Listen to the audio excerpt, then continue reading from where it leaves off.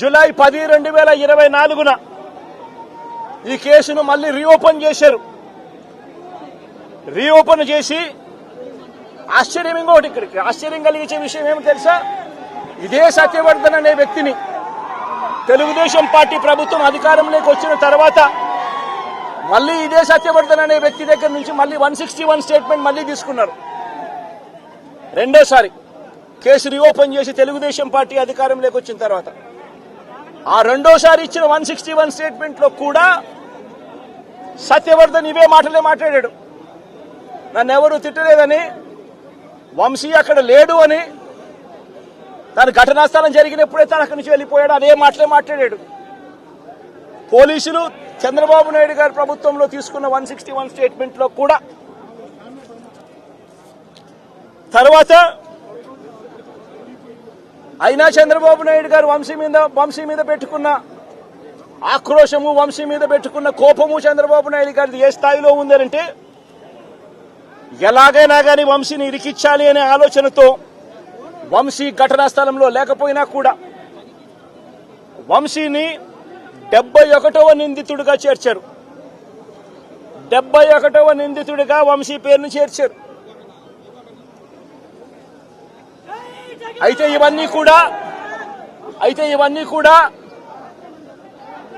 ఇవన్నీ కూడా బెయిలబుల్ అఫెన్సులు కాబట్టి బెయిల్ కోసం వంశీ హైకోర్టుకు యాంటిసిపేటరీ బెయిల్ కోసం వంశీ హైకోర్టును ఆశ్రయించాడు. కాబట్టి చంద్రబాబు నాయుడు గారు ఎట్టి పరిస్థితుల్లోనూ వంశీని అరెస్ట్ చేయాలనే ఉద్దేశంతో, బెయిల్ రాకూడదు అన్న ఉద్దేశంతో చంద్రబాబు నాయుడు గారు కుట్రను ఇంకా ముందుకు తీసుకెళ్లారు.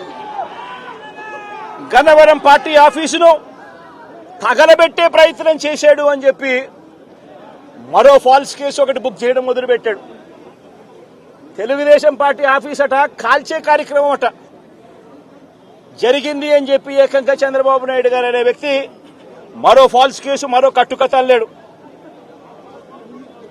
ఆఫీసును తగలబెట్టే కార్యక్రమం చేసినప్పుడు ఆ ఆఫీసు ఎవరిది అని చెప్పి, ఆ ఆఫీసు ఎస్సీ ఎస్టీలకు సంబంధించిన ఆఫీస్ వారిదే ఓనర్లు అయితే అప్పుడు ఇది నాన్ బెయిలబుల్ సెక్షన్స్ కిందికి వస్తుంది, ఎస్సీ ఎస్టీ కేసు పెట్టొచ్చు అనే ఉద్దేశంతో ఏకంగా తెలుగుదేశం పార్టీ ఆఫీసు ఎస్సీ ఎస్టీలదని చెప్పి ఇంకో దొంగ కేసు, ఎస్టీ ఎస్టీలదే అని చెప్పి ఇంకొక దొంగ వాంగ్మూలాన్ని కూడా ఇచ్చేశారు ఇదే పెద్ద మనిషి చంద్రబాబు నాయుడు గారు. వాస్తవం ఏమిటంటే తెలుగుదేశం పార్టీ కాలబడింది లేదు. తెలుగుదేశం పార్టీ ఒక ఎస్సీ ఎస్టీకి సంబంధించిన వ్యక్తికి సంబంధించిన ఆఫీస్ బిల్డింగ్ కూడా కాదు. తెలుగుదేశం పార్టీ ఆఫీసు కడియాల సీతారామయ్య గారు అనే ఎస్సీ కాదు, ఎస్టీ కాదు, కనీసం బీసీ కూడా కాదు, చంద్రబాబు నాయుడు గారికి సంబంధించిన వ్యక్తి, ఆయన బిల్డింగ్ అది. అంటే అక్కడ కూడా చంద్రబాబు నాయుడు గారు ఉద్దేశపూర్వకంగా వంశీకి బెయిల్ రాకూడదు అని, నాన్ బెయిలబుల్ కేసు కింద దీన్ని మార్చాలి అనే ఉద్దేశంతో చేసిన మరో కుట్ర ప్రయత్నం. మరోవైపు ఈ కేసులో దాదాపుగా 94 మంది మీద కేసు పెడితే చంద్రబాబు నాయుడు గారు నెలల తరబడి వైఎస్ఆర్సీపీ నాయకులను వేధించాలనే ఉద్దేశంతో ఇంకా 44 మందికి ఇంకా బెయిల్ రాకుండా చంద్రబాబు నాయుడు గారు అడ్డుకుంటా ఉన్నారు. ఒక హక్కుగా బెయిల్ రావాల్సిన చోట నెలల తరబడి బెయిల్ రానివ్వకుండా అడ్డుకుంటా ఉన్న పరిస్థితి చంద్రబాబు నాయుడు గారు. ఇదే సత్యవర్ధన్ అనే వ్యక్తి మెజిస్ట్రేట్ దగ్గరికి తాను వచ్చి జరిగిన ఘటన గురించి మెజిస్ట్రేట్ దగ్గర వాంగ్మూలం తాను ఇచ్చేస్తే మిగతా వాళ్ళందరికీ కూడా బెయిల్లు వస్తాయి అనే ఉద్దేశంతో పోలీసులు చంద్రబాబు నాయుడు గారు ఇద్దరు కూడా కుట్ర పన్ని సత్యవర్ధన్ అనే వ్యక్తిని 20 సార్లు మెజిస్ట్రేటు రమ్మని సమన్లు పంపించినప్పటికీ కూడా ప్రతిసారి దాటేసుకుంటూ రాకుండా ఎగరగొడుతూ పోయాడు. చివరికి జడ్జికు 20వ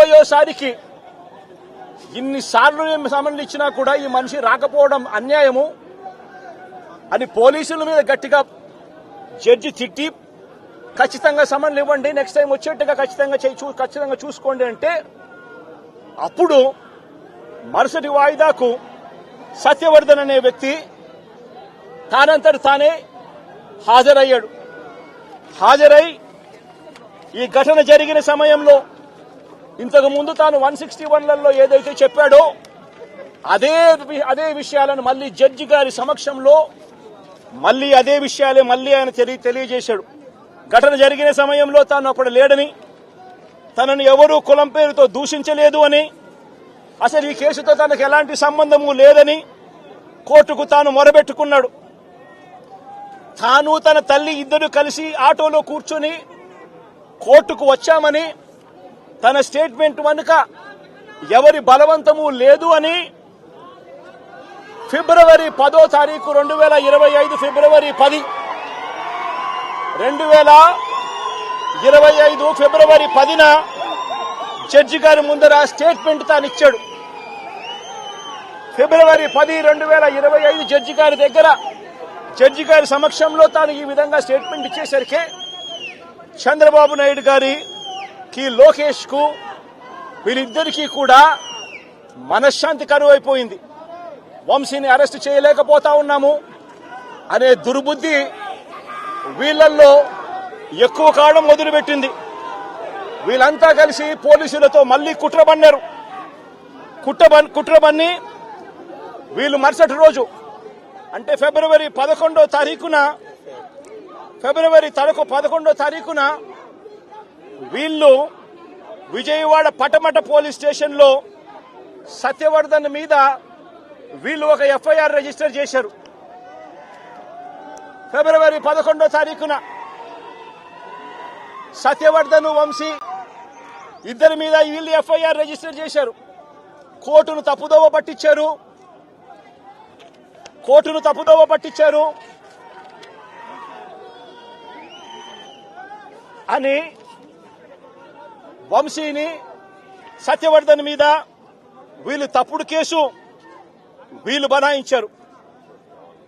కోర్టును తప్పుదోవ పట్టించారు, తప్పుడు సాక్ష్యం తానిచ్చాడు అని చెప్పి వీళ్ళు ఎఫ్ఐఆర్ రిజిస్టర్ చేసి ఆ ఎఫ్ఐఆర్ రిజిస్టర్ చేసిన కాపీని తీసుకొని పోయి సత్యవర్ధన్ అమ్మను, సత్యవర్ధన్ నాన్నను, సత్యవర్ధన్ అన్నను అందరినీ కూడా బెదిరించి ఫిబ్రవరి 12వ తారీఖున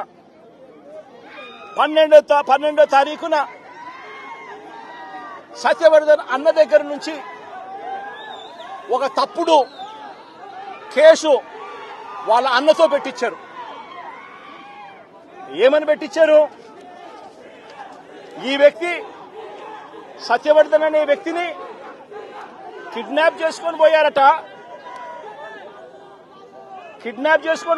అది ఎవడో చూశాడట. ఆ మనిషి దగ్గర 20,000 రూపాయలు, సత్యవర్ధన్ అనే వ్యక్తి దగ్గర 20,000 డబ్బు ఉంటే ఆ డబ్బులు కూడా లాక్కున్నారంట. లాక్కొని కిడ్నాప్ చేసుకొని పోయారట అని తప్పుడు కేసు. కనీసం సత్యవర్ధన్ అనే వ్యక్తితో మాట్లాడకుండా ఫిబ్రవరి 12వ తారీఖునే కేసు రిజిస్టర్ చేసి ఫిబ్రవరి 13వ